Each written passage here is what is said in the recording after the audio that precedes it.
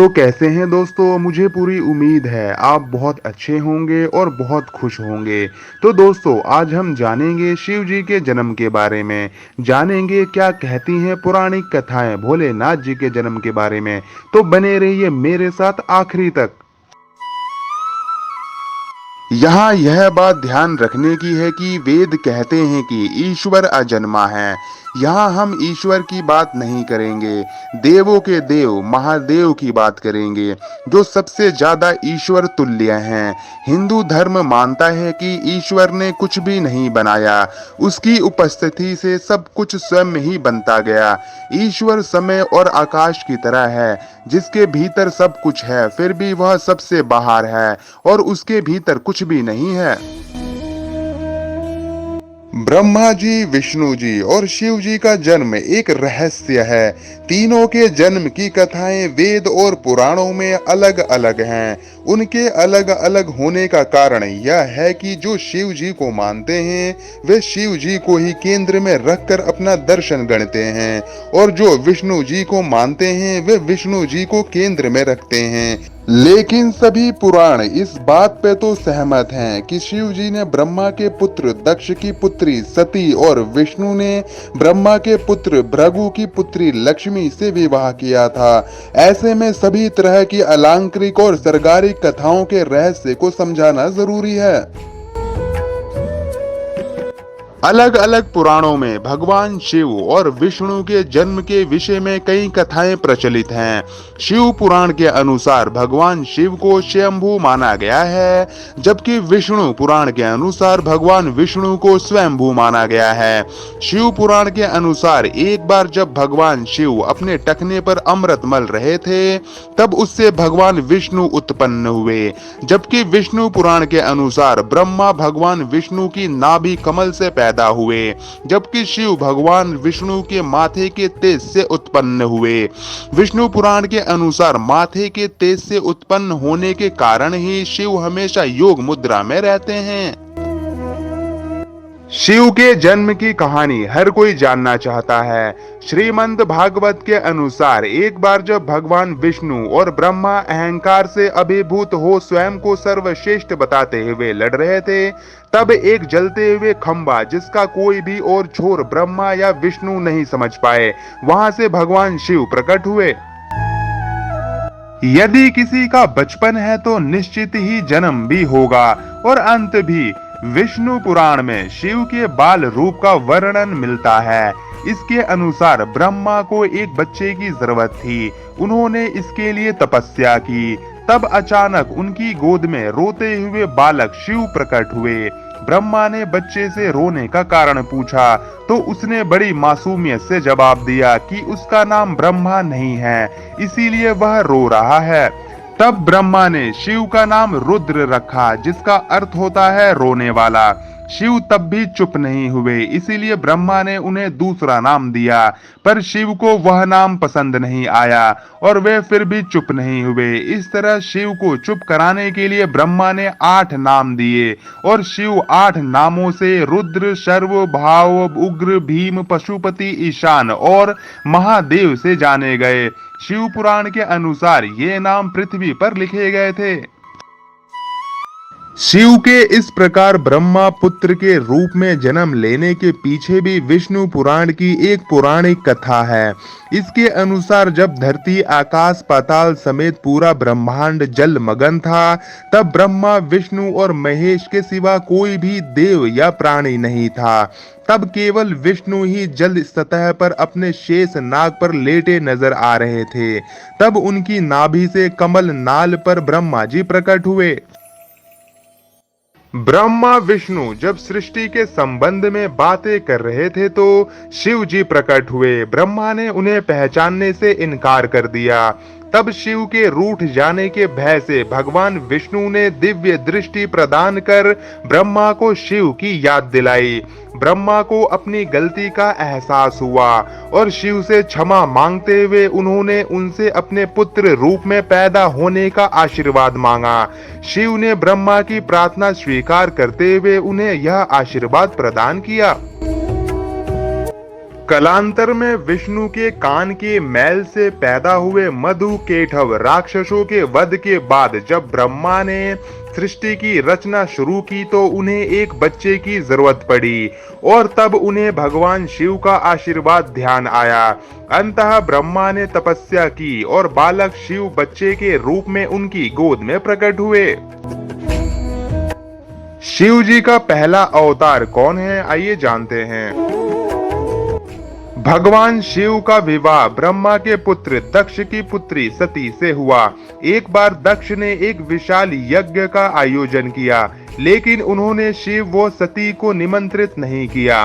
भगवान शिव के मना करने के बाद भी सती इस यज्ञ में आई और जब उन्होंने यज्ञ में अपने पति शिव का अपमान होते देखा तो यज्ञ वेदी में कूदकर उन्होंने अपना देह का त्याग कर दिया।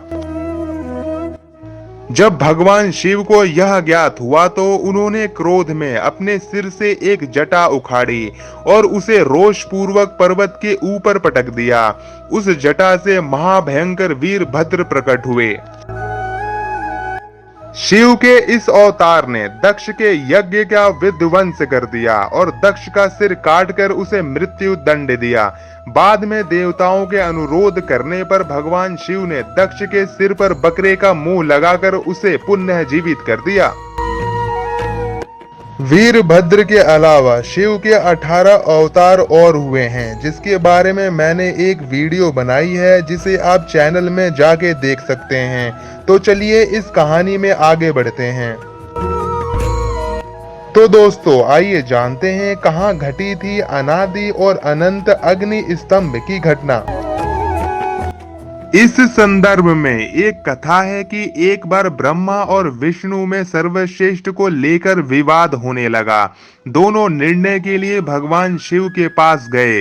विवाद का हल निकालने के लिए भगवान शिव साकार से निराकार रूप में प्रकट हुए।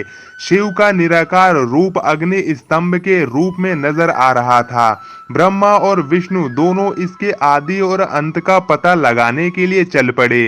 कई युग बीत गए लेकिन इसके आदि और अंत का पता नहीं लगा।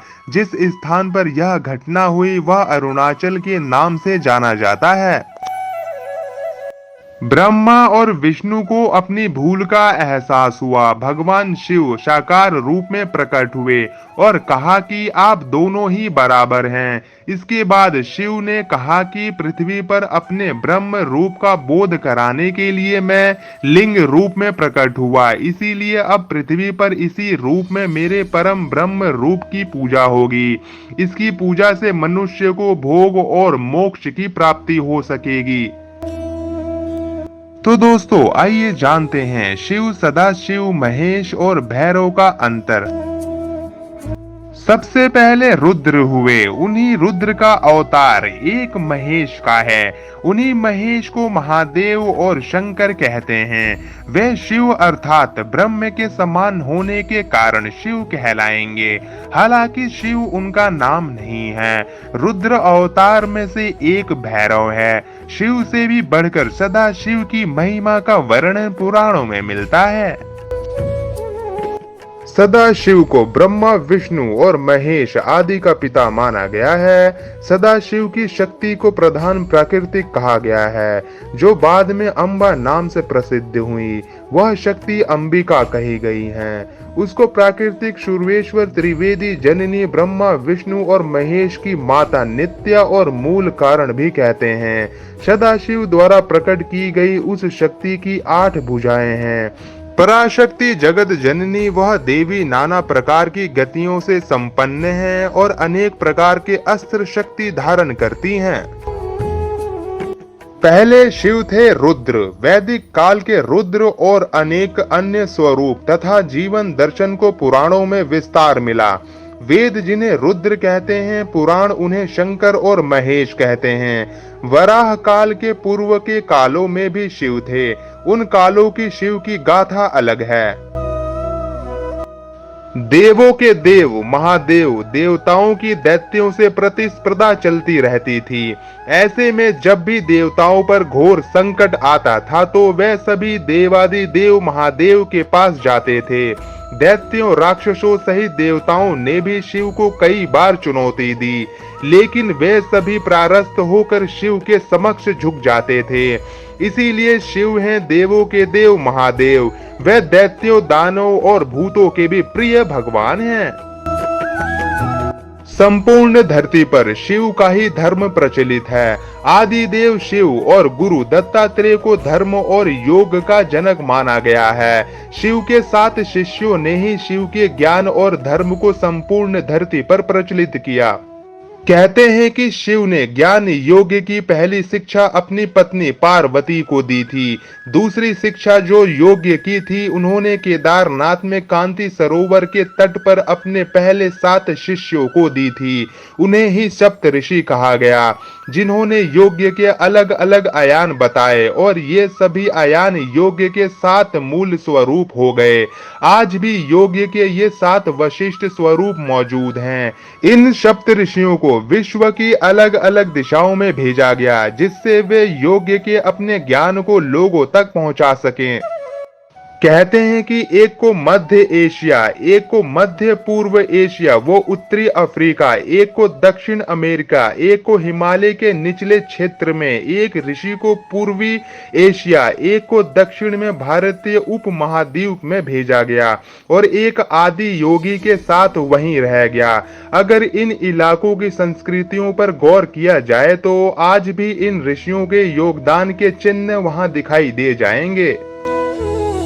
आज से 15 से 20 हजार वर्ष पूर्व वराह काल की शुरुआत में जब देवी देवताओं ने धरती पर कदम रखे थे, तब उस काल में धरती हिम युग की चपेट में थी। इस दौरान भगवान शंकर ने धरती के केंद्र कैलाश को अपना निवास स्थान बनाया। विष्णु ने समुद्र को और ब्रह्मा ने नदी के किनारे को अपना स्थान बनाया था। पुराण कहते हैं कि जहां पर शिव विराजमान है, उस पर्वत के ठीक नीचे पाताल लोक है, जो भगवान विष्णु का स्थान है। शिव के आसन के ऊपर वायुमंडल के पार कर्म स्वर्ग लोक और फिर ब्रह्मा जी का स्थान है, जबकि धरती पर कुछ भी नहीं था। इन तीनों से सब कुछ हो गया। वैज्ञानिकों के अनुसार तिब्बत धरती की सबसे प्राचीन भूमि है और पुरातन काल में इसके चारों ओर समुद्र हुआ करता था। फिर जब समुद्र हटा तो अन्य धरती का प्रकटन हुआ और इस तरह धीरे धीरे जीवन भी फैलता गया। सर्वप्रथम शिव ने ही धरती पर जीवन के प्रचार प्रसार का प्रयास किया, इसीलिए उन्हें आदि देव भी कहा जाता है। आदि का अर्थ प्रारंभ। शिव को आदि नाथ भी कहा जाता है। आदि नाथ होने के कारण उनका नाम आदिश भी है। इस आदिश शब्द से ही आदेश शब्द बना है। नाथ साधु जब एक दूसरे से मिलते हैं तो कहते हैं आदेश। शिव के अलावा ब्रह्मा और विष्णु ने संपूर्ण धरती पर जीवन की उत्पत्ति और पालन का कार्य किया। सभी ने मिलकर धरती को रहने लायक बनाया और यहाँ देवताओं, दैत्य, दानव, गंधर्व, यक्ष और मनुष्य की आबादी को बढ़ाया।